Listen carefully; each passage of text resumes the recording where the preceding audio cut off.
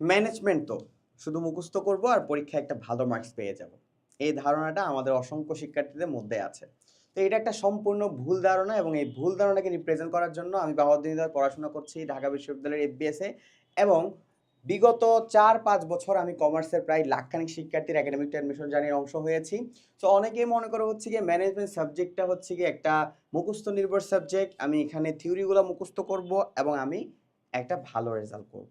So এই ভুল ধারণা থেকে একটু বেরিয়ে আসতে হবে। দেখো আমরা, ঠিক আছে ম্যানেজমেন্ট হচ্ছে গিয়ে থিওরিটিক্যাল, মানলাম, আমি তো এটার সাথে একমত। হ্যাঁ, ম্যানেজমেন্ট থিওরিটিক্যাল সাবজেক্ট, এখানে আমরা থিওরি নিয়ে বেসিক্যালি আলোচনা করি। তো আমি যদি ফার্স্ট পেপারের ক্ষেত্রে যাই, ফার্স্ট পেপারে আমাদের চ্যাপ্টার আছে প্রায় কয়টা, 12টা। সেকেন্ড পেপারে চ্যাপ্টার আছে আমাদের 10টা।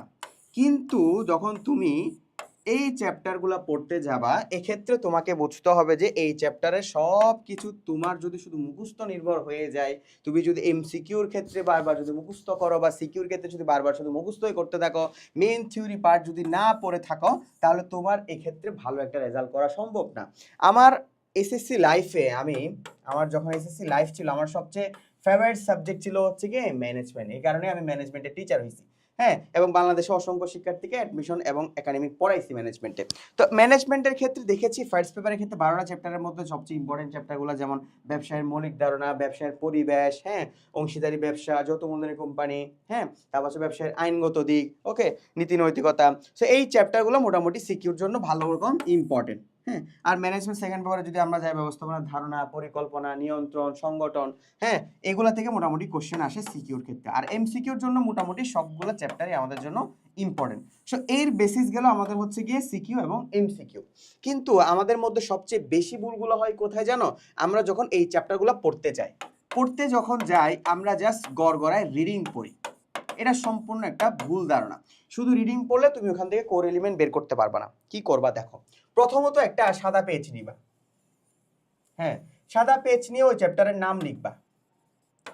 নাম লেখার পরে তুমি যে টপিকটা পড়তেছো, ধরো ব্যবসায়ের মৌলিক ধারণা, ব্যবসা কাকে বলে পড়তেছো, তো ব্যবসা কাকে বলে, ব্যবসা কাকে বলে তুমি যদি শুধু বইয়ের ডেফিনেশনটা মুখস্থ করে নাও, দিস ইজ বুলশিট। সৃজনশীল প্রশ্নে মুখস্থ বলতে কিছু নাই। আমি যদি বলি মুনাফা অর্জনের উদ্দেশ্যে সকল অর্থনৈতিক বৈধ কর্মকাণ্ডকে ব্যবসা বলে, মুনাফা অর্জনের উদ্দেশ্যে সকল কর্মকাণ্ডকেই ব্যবসা বলে, মুনাফা অর্জনের উদ্দেশ্যে পণ্যমূল্যের ভিত্তিতে, উপযোগিতার ভিত্তিতে সকল অর্থনৈতিক কর্মকাণ্ডকে ব্যবসা বলে, তিনটাই রাইট। এখন তুমি কিভাবে লিখবা, ডিপেন্ডস অন ইউ। তার মানে তোমাকে বুঝতে হবে যে কি এটার কোর জিনিসটা কি, এটা কি বুঝাইছে। শিল্প কাকে বলে? প্রকৃতি থেকে প্রদত্ত সবকিছুকে যখন আমরা ব্যবহার করি, মানুষের ব্যবহারযোগ্য উপযোগী পণ্যে নিয়ে যাই, সেটাকে আমরা কি বলি? শিল্প বলি। শিল্প কত প্রকার? 2 প্রকার। তো এক্ষেত্রে তোমাকে বুঝতে হবে যে শিল্প জিনিসটা কি। প্রকৃতি থেকে যখন আমরা নিয়ে আসি এবং মানুষের ব্যবহার উপযোগী পণ্যে রূপান্তর করি, সেটা হচ্ছে শিল্প। শিল্প মূলত রূপগত উপযোগ সৃষ্টি করে। সো এক্ষেত্রে রূপগত উপযোগ কিভাবে সৃষ্টি হয়েছে? ধরো এটা হচ্ছে গাছ, হ্যাঁ, গাছে হচ্ছে আম ধরছে, হ্যাঁ, এই আমটা হচ্ছে কি আমি প্রসেস করে জুস বানাইছি। তার মানে এই আম থেকে আমি মানুষ প্রকৃতি থেকে প্রদত্ত জিনিস রূপগত উপযোগ সৃষ্টি করে জুস বানাইছি। তার মানে এটা কি? শিল্প, ম্যানুফ্যাকচারিং। বুঝাতে পেরেছি? তো এই ক্ষেত্রে তোমাকে কোর জিনিসটা বুঝতে হবে। যেমন আমি যদি আরেকটা উদাহরণ বলি, কৃষি শিল্প এবং প্রজনন শিল্পের মধ্যে পার্থক্য যদি অনেককে জিজ্ঞেস করি, কেউ পারবে না। কৃষি শিল্প এবং প্রজনন শিল্পের মধ্যে পার্থক্য কি? হ্যাঁ, কৃষি শিল্প যেগুলো হচ্ছে গিয়ে তোমার কি উদ্ভিদ জাতীয়, যত রকমের উদ্ভিদ জাতীয় বিষয় তুমি দেখবা কৃষি শিল্পে চোখ বন্ধ করে তাকাই দিবা। যেমন পাট চাষ, ধান চাষ। কিন্তু আমি যদি বলি মুরগি চাষ, মুরগি পালন, তাহলে মুরগি কি কৃষি তোমার কি উদ্ভিদ জাতীয় না? তাহলে প্রজনন শিল্পের মধ্যে যাবে। তাহলে প্রজনন মানে হচ্ছে কি তোমার প্রাণী জাতীয়। তাহলে যত রকমের প্রাণী জাতীয় বিষয় আছে সেগুলো প্রজনন শিল্পের মধ্যে যাবে। যেমন হাঁস মুরগি পালন, পশুপালন, কবুতর পালন, এগুলা প্রজনন শিল্পের মধ্যে যাবে।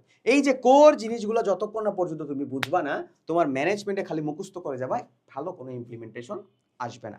এরপর তুমি ধরো ব্যবসায়ের পরিবেশ চ্যাপ্টারটা পড়ছো, ব্যবসায়ের পরিবেশ চ্যাপ্টারটা পড়তেছো, তো পরিবেশ কত প্রকার? 6 প্রকার। Okay fine. এখন প্রাকৃতিক পরিবেশটা ভালো মতো বুঝো, কিন্তু অর্থনৈতিক পরিবেশ বুঝো না। সো অর্থনৈতিক পরিবেশ বোঝার জন্য তোমাকে 3টা কি এলিমেন্ট বলে দিচ্ছি। যত জায়গায় মানি রিলেটেড বিষয় দেখবা, যত জায়গায় বিজনেস রিলেটেড জিনিস দেখবা, যত জায়গায় ইকোনমিক্স রিলেটেড জিনিস দেখবা, সবগুলো অর্থনৈতিক পরিবেশের মধ্যে যাবে। যত জায়গায় ট্রেডিশনাল টাইপের জিনিস দেখবা, যত রকমের পিপল টাইপের জিনিস দেখবা, হ্যাঁ, শিক্ষা প্রতিষ্ঠান টাইপের জিনিস দেখবা, সেটা সামাজিক পরিবেশের মধ্যে যাবে।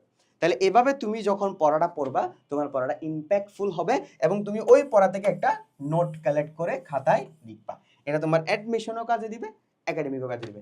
এটাই আমার পড়ার স্টাইল ছিল, এটাই পুরোপুরি এটাই। আমি প্রতিনিয়ত এটার মধ্যে যাইতাম, হ্যাঁ, একটা চ্যাপ্টার ধরতাম, নোট করতাম, জিনিসটা বোঝার চেষ্টা করতাম, নিজের মতো করে লিখতাম। এটা মুখস্থ নির্ভর সাবজেক্ট না, আবারও বলতেছি, ম্যানেজমেন্ট মুখস্থ করে কেউ ভালো রেজাল্ট করতে পারবে না, আমি ওরে গ্যারান্টি দিয়ে লিখে দিতে পারবো। হ্যাঁ, সেই ক্ষেত্রে আসো, তোমাদের যাদের কমার্সের স্টুডেন্ট আছো, ম্যানেজমেন্টে ভালো রেজাল্ট করতে পারতেছো না, ম্যানেজমেন্ট ভালো লাগতেছে না, পড়তে ভালো লাগতেছে না, আমি পড়াই দিব। সো কি করছি আমরা, আমাদের যদি একাডেমিকের 27 এবং 28 ব্যাচের কোর্সে যাও, তুমি দেখবা ম্যানেজমেন্ট ফার্স্ট পেপারে যখন ক্লিক করবা, ম্যানেজমেন্ট ফার্স্ট পেপারে যখন যাবা, ব্যবসায়ের মৌলিক ধারণা, ব্যবসায়ের পরিবেশ, এক মালিকানা ব্যবসা, অংশীদারি ব্যবসা, যত মূলধন কোম্পানি, প্রত্যেকটার লেকচার ক্লাস দেওয়া আছে। এখান থেকে লেকচার ক্লাসগুলো করতে করতে নিজে একটা নোট বানাবা, সেম ফর সেকেন্ড পেপার। এবার আসো, এগুলা দেখে দেখে তুমি যখন নোট হয়ে যাবে, নোটগুলা করার পরে তুমি তোমার টেস্ট পেপার সলভিং এ যাবা। এই যে ব্যবস্থাপনা first paper chapter wise test paper solving দেওয়া আছে, এই যে ব্যবস্থাপনা দ্বিতীয় পত্র chapter wise test paper solving দেওয়া আছে, ঠিক আছে। এরপর তুমি যদি বোর্ড কোশ্চেনে যাও, এরপর যদি তোমার যদি ওয়ান শট ক্লাস করতে ইচ্ছে করতেছে, ব্যবস্থাপনা ওয়ান শট ক্লাস আছে, হ্যাঁ, তোমার বোর্ড কোশ্চেন সলভিং ক্লাস করতে ইচ্ছে করতেছে, বোর্ড কোশ্চেন সলভিং ক্লাসও তোমার এখানে আছে।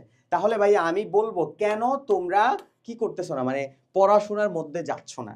হ্যাঁ, এই যে একাডেমিক টু অ্যাডমিশনের মতো একটা সুন্দর একটা কোর্স আছে, এটা তো তোমার একাডেমিক গেল। তুমি যদি আবার অ্যাডমিশন পড়তে তোমার ইচ্ছা করে, তাহলে তুমি অ্যাডমিশনে কি করবা, এই যে অ্যাডমিশনে গিয়ে তুমি কি করবা, এই যে অ্যাডমিশনে যখন যাবা তুমি সিনিয়রের ফুল ক্লাসেস পেয়ে যাবা। এই যে ম্যানেজমেন্টে তুমি যাও, management first paper, management second পেপারের সবগুলো অ্যাডমিশনের ক্লাস দেওয়া আছে, ঠিক আছে। এবার আমি বলবো ভাই, তোমার সিদ্ধান্ত, কোর্স কি করবা কি করবা না, ডিপেন্ডস অন ইউ।